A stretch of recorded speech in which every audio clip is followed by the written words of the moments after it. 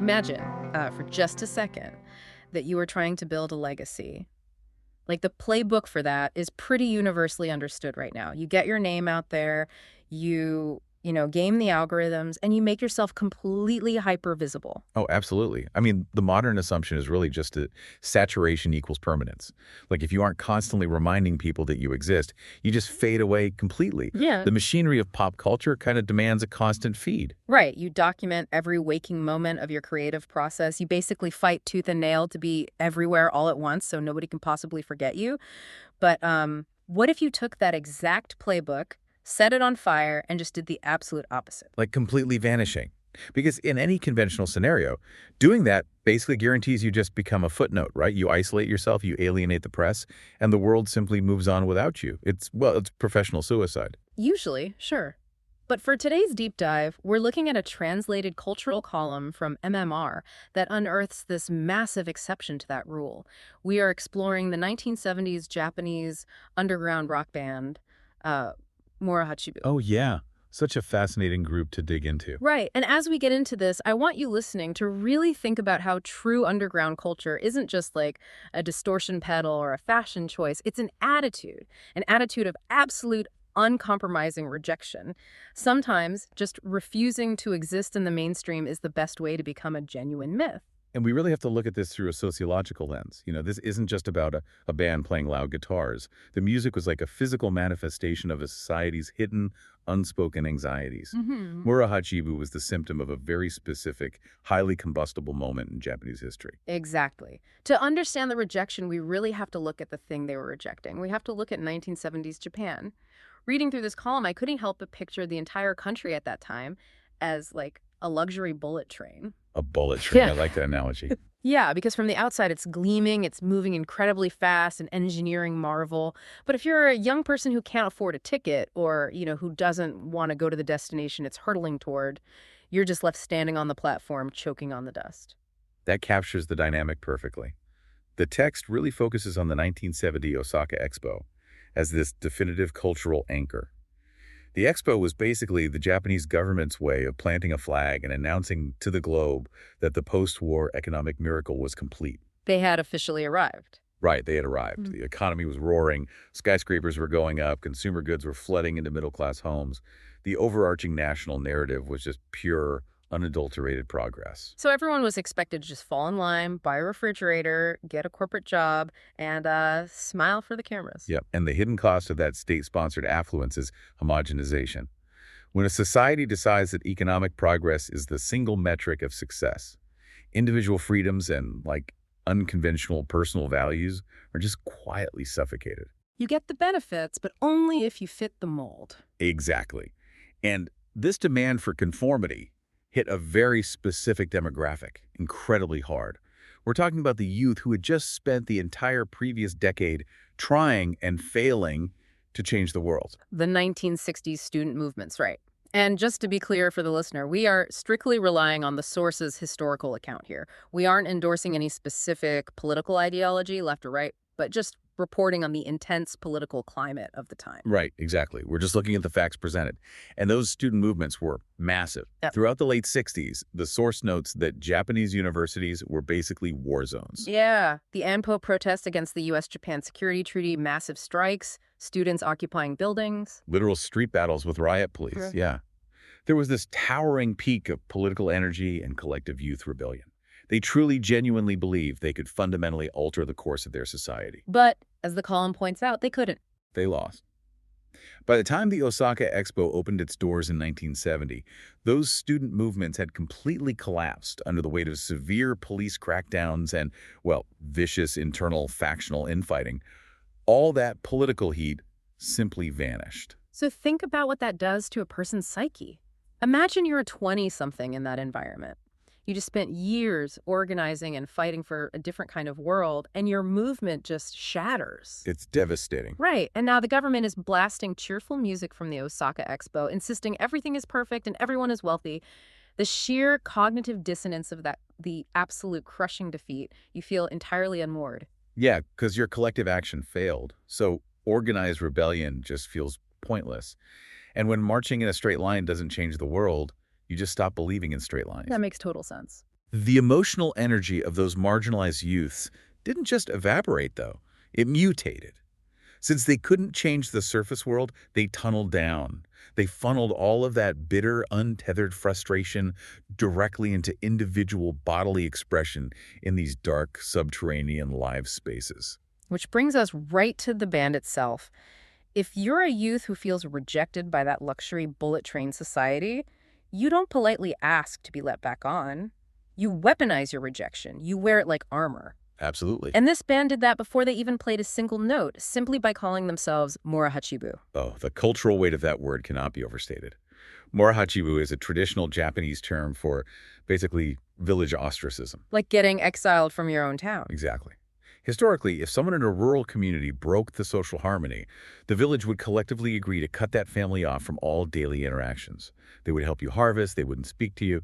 The only exceptions were helping with fires and funerals. Yeah, it was a brutal existential threat in a culture that values collective harmony above almost everything else. So by taking that name, they are essentially beating society to the punch. They are telling this economically obsessed, homogenized culture, you don't need to kick us out, we are already gone.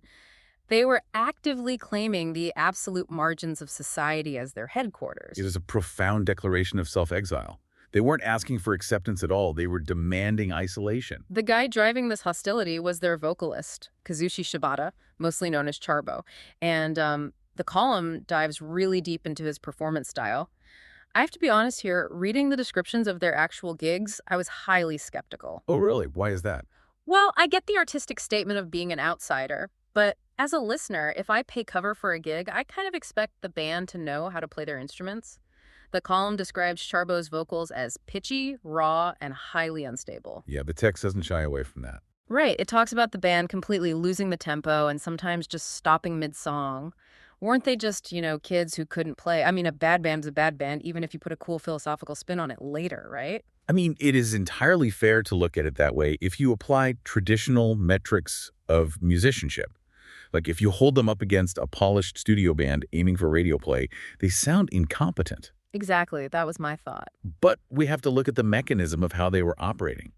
Charbo and his bandmates weren't trying to deliver pristine performance. The source notes, they were heavily influenced by American blues and early rock and roll formats. But instead of mastering those chord progressions to entertain a crowd, they actively dismantled them in real time. Like taking a car engine apart while you're driving it down the highway. And tossing the pieces right at the audience, yeah. Mm. The instability wasn't a lack of skill. The instability was the entire point. Charbo wasn't merely reciting lyrics into a microphone. He was putting his whole body into it. Literally. He was using his physical body to violently expel the contradictions and distortions of that post-1960s era. The value they offered wasn't a nice melody you could tap your foot to. The value was the sheer, terrifying unpredictability of the room. That really makes me think about modern bands throwing absolute tantrums on stage because their in-ear monitors aren't mixed perfectly or, walking off because the sound guy missed a cue. They crave perfect control. Murahachibu thrived on the total absence of control. They embodied societal breakdown.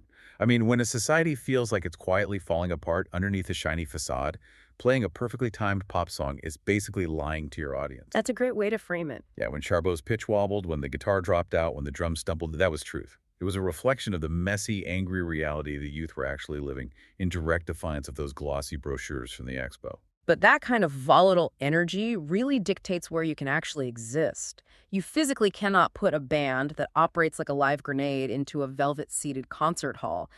The environment has to match the threat level. Oh, they required an entirely new ecosystem.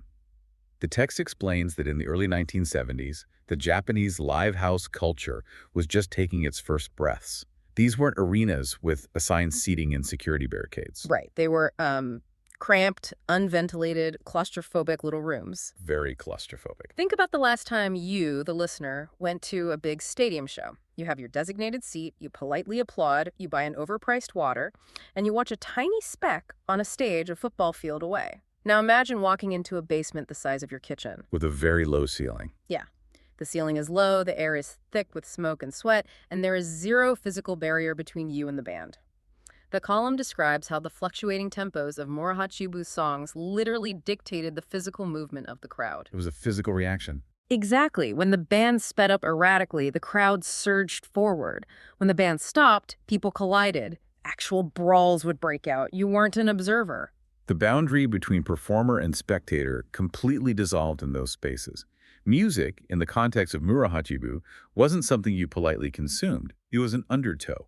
You were dragged into the noise.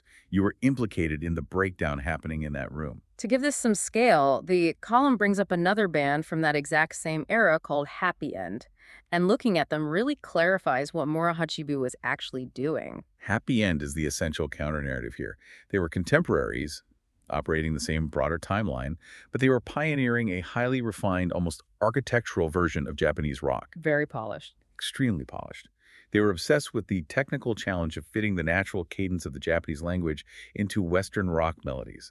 Their music was meticulously structured, poetic, and technically brilliant. So kind of like the pristine vocal harmonies of a band like Crosby, Stills, and Nash, but localized for Japan. Exactly that. So Happy End was building this beautiful, intricate cathedral of sound. And Murahachibu was basically taking a sledgehammer to the load-bearing walls. They completely abandoned beautiful melodies for pure, visceral impulse. Yes. It's the difference between quietly admiring a watercolor painting in a hushed gallery and being yanked into a street fight outside an alley. That contrast is so vital because it proves that underground is not defined by a genre. Both bands played guitars and drums. But Happy End wanted to elevate the musical form and be appreciated for their craft. Whereas Murahachibu rejected the very concept of being appreciated. Exactly. They rejected the prevailing aesthetic norms, the social norms, and even the alternative norms that other rock bands were trying to establish. Well, when you are operating as a literal hazard to your audience, the mainstream media does not know what to do with you. And the column highlights this incredible void around the band. They had almost zero presence on television or radio. They simply refused to fit into the framework that would have allowed them onto a television screen.